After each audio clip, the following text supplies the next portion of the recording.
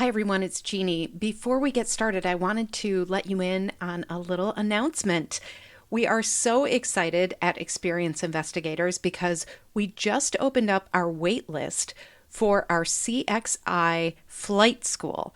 Now, this is something that you all have been asking for a while. We've been working on this for more than a year, and we're really looking for CX leaders who need a little guidance, who want to be part of this amazing community. We're going to provide curriculum, support, live Q&As, all sorts of things. I would love for you to sign up for the waitlist to be the first to know. You can do that at cxiflightschool.com. And now on to the show.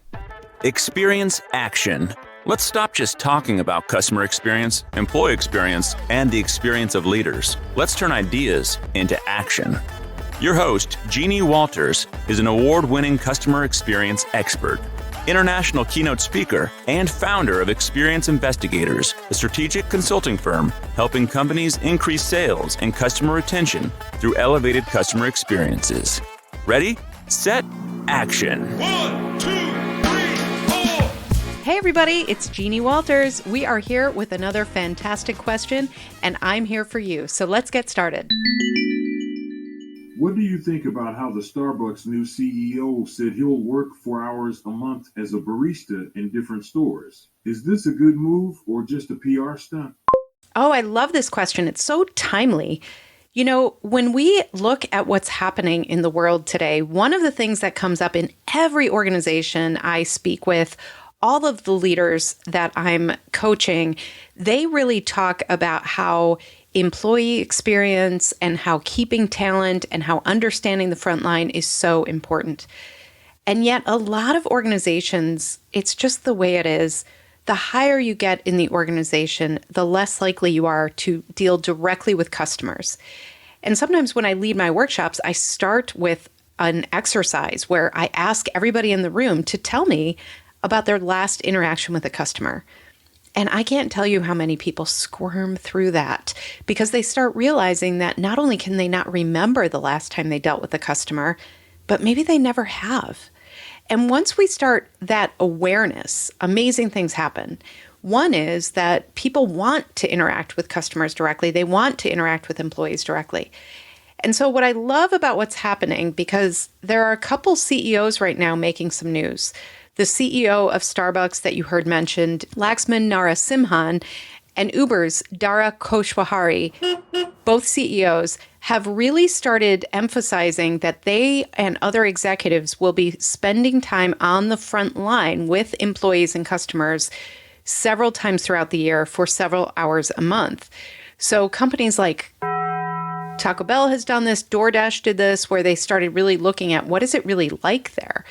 And a couple of things I really like about this. One is that we are seeing CEOs who are starting to understand the day-to-day efforts that have to go in. One of the first observations that the Starbucks CEO made was that they have all these different cup and lid configurations. Think about that for a second. When people are ordering different sizes, when they're trying to get these fancy drinks, the barista has to decide, okay, which lid goes with which cup and make that decision very quickly when there's a lot going on. So that's one of the things he identified that they're going to start working on. How can they streamline that process? Now, that seems like a small thing, but maybe it's something where the product people didn't really think about it. The packaging people didn't really think about it. Maybe the baristas didn't know that they could even say anything about it. It was just kind of the way things were.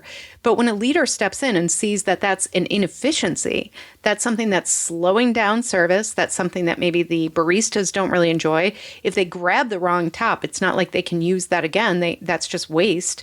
So seeing things like that really helps not just the customer experience, but also the employee experience for frontline workers. That's one of the things that can come out of this. In the case of the Uber CEO, one of the things that they're changing is that the process to become a driver by signing up on the app was really clunky. And they were just kind of okay with it. That's one of the things that they are going to start prioritizing is let's make sure that we make signing up as a driver that much easier through our technology. So those are just two examples of what can happen when we get our executives more on the ground, making sure that they are really interacting with the customers and the frontline employees. Aha! Now, the question was, do you think this is a PR stunt? I don't think it is, actually. I think that they're leveraging the PR around it. And you know what? They have the right to do that. If the CEO is willing to spend 4 hours a month in the front line, really, at those Starbucks, at the counter, serving customers, working with those cashiers and baristas and drive-through and all of those things, that is an investment of time that is really important. They are learning in a way that they can't when they're up in the C-suite and they are not interacting directly with the actual experience that the customer has. So I'm a huge fan of this. And I think beyond that, we're seeing some really interesting things in just understanding the employee experience and the customer experience in really hands-on ways. Another example of this is that the NFL Players Association, they actually created a survey about employee experience. What's it like? Workplace conditions. It made a big wave because then they could rank and they could say, you know what? These are the best teams that have the best rankings here, and these are the ones that people aren't so happy with. Well, that might affect how those teams can recruit and draft players, and that might affect their success, and that might affect the fan experience. And so when we tie these things together, when we dot things together like the employee experience and the customer experience, and when we help our leaders, our executives, our C-suite really see things from that perspective, I think really great things can happen. Now, I want to say that this is ideal, right? What we're talking about. But in order to do this well, instead of just saying to your CEO, hey, CEO, I want you to work frontline a few hours a month, that's not going to get things done. We have to have a plan. So make sure you have a way for your frontline employees at any point to provide feedback, to share, you know what, I'm observing that this is taking too long and customers are getting frustrated, that we have too many lids for our cups, whatever it is. But make sure they have an avenue for that type of feedback. And then make sure that there's a plan to close the loop with them, just like you would for customers. Make sure that you have a way to say to that employee, we heard you, this is what we're doing about it and why, or this is what we're not doing about it and why, but we heard you. That's very important as well. And if you send your CEO or your executives out into the field, make sure they have a plan. Make sure that they are going in understanding that their role is not to coach the employees, is not to step in and try to solve things right then. These employees have been trained a certain way, and they have been given certain resources and tools. So the CEO or the executive, whoever it is, has to respect that and say, hey, I noticed you did it this way. Can you tell me more about that? Instead of saying, you should do it this way. So make sure they understand their role, because otherwise it will not work. And then as those things change, make sure you give employees credit as well. So if the CEO has the idea of streamlining a process because they observed, you want to bring that back to the employees and say, this is what we're thinking of how to improve this. What do you think? A big box store brand was rolling out a mobile payment experience for customers. And they were piloting that, and they had customers involved, but they forgot to include the cashiers. So by the time it was rolling out for real in stores, cashiers were left very flat-footed. They didn't understand what was happening. People were showing their phones like, hey, I've paid. And the cashier had no way of knowing or checking or even understanding that that could be done.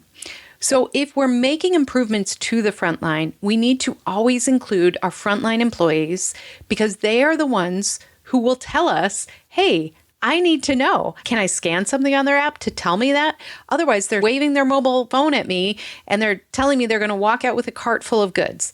Do I just let that happen?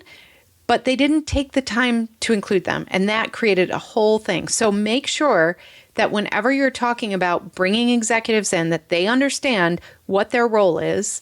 Make sure you have those ways that employees and others can give you that feedback in the moment.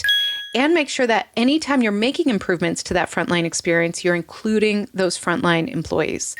There are all sorts of ways to address this, but I love actually the realistic being in the moment, seeing how things really work, because that's where you really get what's happening with customers and what's happening with your employees. So great question this week. As always, please keep them coming. And if you haven't already, please check out cxiflightschool.com, where we will have more guidance. We'll have workbooks, all sorts of things for you. Go ahead and sign up there, and we'll let you know as soon as it's live. Thanks, everybody. See you next week. To learn more about our strategic approach to experience, check out free resources at experienceinvestigators.com, where you can sign up for our newsletter, our Year of CX program, and more. And please follow me, Jeannie Walters, on LinkedIn.